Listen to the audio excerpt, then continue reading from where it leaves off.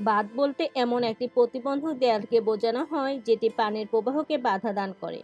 এটি মূলত কোনো স্থানে কৃত্রিম উপায়ে পানি ধরে রেখে এর নিকট বা দূরবর্তী এলাকায় সেচ বা পানীয় জলের কৃত্রিম উৎস হিসেবে ব্যবহার করা হয়। এছাড়া বন্যা নিয়ন্ত্রক বাঁধ কোনো একটি এলাকাকে বন্যা বা প্লাবিত হওয়া থেকে রক্ষা করে। এছাড়া পানি বিদ্যুৎ উৎপাদন কেন্দ্রের একটি প্রধান অংশ হিসেবে বাঁধ তৈরি করা হয়। ১৯৫০ ও ১৯৬০ এর দশকে কলকাতা বন্দরের কাছে হুগলি নদীতে পলি জমা একটা বড় সমস্যা হয়ে দাঁড়ায়। এই পলি ধুয়ে পরিষ্কার করার জন্য ফরাক্কা বাঁধ তৈরি করা হয়। শুষ্ক মৌসুমে জানুয়ারি থেকে জুন ফরাক্কা বাঁধ গঙ্গার ৪০,০০০ ঘনফুট জল হুগলি নদীর অভিমুখে চালিত করে। হিন্দুস্তান কনস্ট্রাকশন কোম্পানি বাঁধটি তৈরি করে। ফরাক্কা বাঁধ নিয়ে প্রাথমিক কিছু তথ্য। ফরাক্কা বাঁধ গঙ্গা নদীর উপর অবস্থিত একটি বাঁধ। ভারতের পশ্চিমবঙ্গ রাজ্যের মালদহ ও মুর্শিদাবাদ জেলায় এই বাঁধটি অবস্থিত। বাংলাদেশের বর্ডার থেকে প্রায় ১৮ কিলোমিটার দূরে এই বাঁধ অবস্থিত। ফরাক্কা বাঁধ নির্মাণ কাল ১৯৬১ থেকে ১৯৭৫। ১৯৭৫ সালের ২১শে এপ্রিল বাঁধ চালু করা হয়। এতে মোট ১০৯টি গেট রয়েছে। ১৯৫০ ও ১৯৬০ এর দশকে কলকাতা বন্দরের কাছে হুগলি নদীতে পলি জমা একটা বড় সমস্যা হয়ে দাঁড়ায়। পলি জমার কারণে কলকাতা বন্দরে জাহাজ ভিড়ানোর অসুবিধার সৃষ্টি হয়। এই পলি ধুয়ে পরিষ্কার করার জন্য ফরাক্কা বাঁধ তৈরি করা হয়। ১৯৭৪ সালে এই বিষয় নিয়ে ভারত পাকিস্তান দ্বিপাক্ষিক আলোচনা করে। ১৯৭৪ সালের ১৬ই মে বঙ্গবন্ধু শেখ মুজিবুর রহমান এবং ইন্দিরা গান্ধী ফরাক্কা পয়েন্ট গঙ্গার পানি বন্টন বিষয়ে যৌথ বিবৃতি প্রদান করেন। বিবৃতিতে বলা হয়, উভয় দেশ একটি চুক্তিতে আসার আগে ফরাক্কা বাঁধ চালু করবে না। কিন্তু ভারত ১৯৭৬ সালে শুষ্ক মৌসুম পর্যন্ত গঙ্গা নদী হতে ১১৩০ কিউসেক পানি অপসারণ করে পশ্চিমবঙ্গের ভাগীরথী হুগলি নদীতে প্রবাহিত করে। বাংলাদেশ এই বিষয়টি ১৯৭৬ সালে জাতিসংঘে উপস্থাপন করে। অবশেষে ৫ নভেম্বর ১৯৭৭ সালে ভারত বাংলাদেশ একটি চুক্তি করে। এরপর আরও কয়েক দফা চুক্তি হয়। সর্বশেষ ১৯৯৬ সালে হওয়া ৩০ বছর মেয়াদী চুক্তিতে পানি বন্টনের বিষয়টি স্পষ্ট করে বলা থাকলেও তাও ঠিক মতো মানছে না ভারত। প্রতিটি চুক্তির পর ভারত অন্যায়ভাবে চুক্তির শর্ত ভঙ্গ করেছে। তারা নিজেদের ইচ্ছামতো অনিয়ন্ত্রিতভাবে পানি অপসারণ করছে অথবা পানি আটকে দেয়। এই ফরাক্কা বাঁধের কারণে উজান ঘাটে দুদিকেই ক্ষতি হচ্ছে। বাংলাদেশের ক্ষতি: রাজশাহী, চাঁপাইনবাবগঞ্জ সহ উত্তরবঙ্গের বিস্তৃত অঞ্চল মরুকরণের কবলে পড়েছে। ভূগর্ভস্থ পানির স্তর অনেক অনেক নিচে নেমে গেছে। নিয়মিত প্রবাহ না থাকায় পদ্মা নদী নব্যতা হারিয়েছে।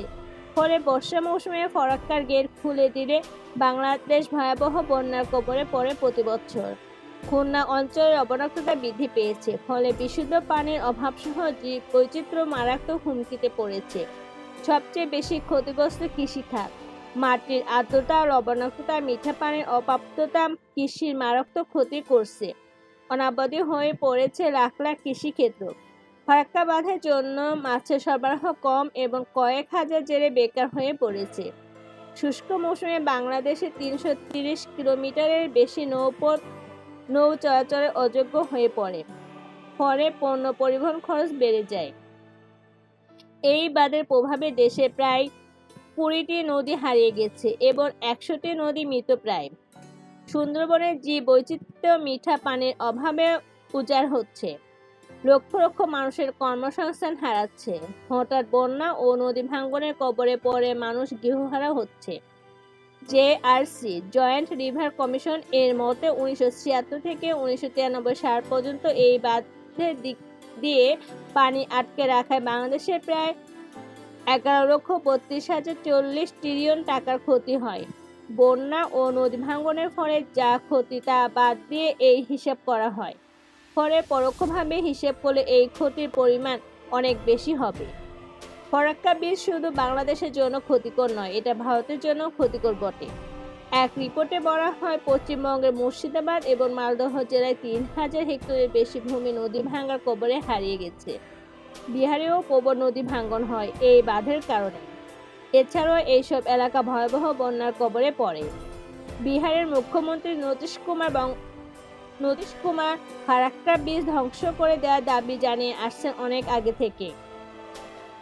River expert Ramon Magsaysay award winner Rajendra Singh, যিনি ওয়াটারম্যান হিসেবে পরিচিত, একটা আন্তর্জাতিক সম্মেলনে বলেন, Farakka is inauspicious for Bihar. It is a cause which need to be remove because unless and until we remove it we can not move forward. তথ্য the Hindu, ফেব্রুয়ারি 7, 2017। এ থেকে বোঝা যায় ভারত যদিও তাদের লাভের জন্য এই বাঁধ তৈরি করে, কিন্তু তারাও ক্ষতিগ্রস্ত হচ্ছে।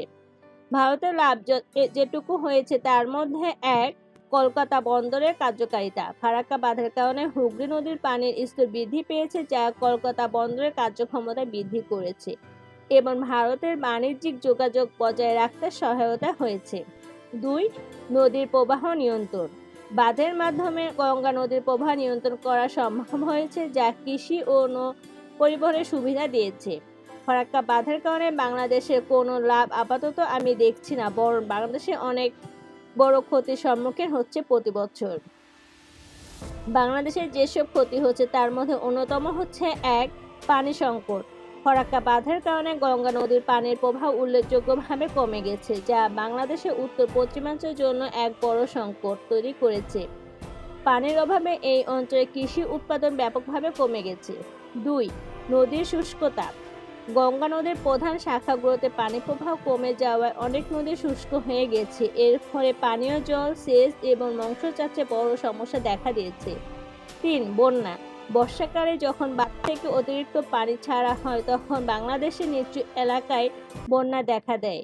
এই বন্যায় ফসল, ঘরবাড়ি এবং অবকাঠামো ব্যাপক ক্ষতিগ্রস্ত হয়। 4, পরিবেশগত প্রভাব।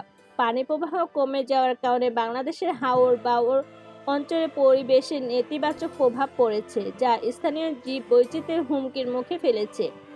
আমি যতটুকু বুঝি তা হলো এই বিশাল ক্ষতি থেকে বাঁচতে হলে গঙ্গা নদীর ন্যাচারাল ফ্লোটা খুব জরুরি। ফরাক্কা বাঁধ নির্মাণ ভারতের জন্য একটি অর্থনৈতিক সুবিধা এনে দিলেও এর প্রভাব বাংলাদেশে অত্যন্ত নেতিবাচক হয়েছে।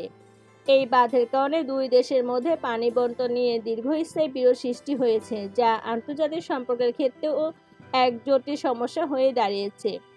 তাই এই ধরনের প্রকল্প গ্রহণের আগে অন্তর্দেশীয় প্রভাব ভালোভাবে বিবেচনা করা অত্যন্ত জরুরি। Report, news world. ধন্যবাদ সবাইকে আমাদের সাথে থাকার জন্য।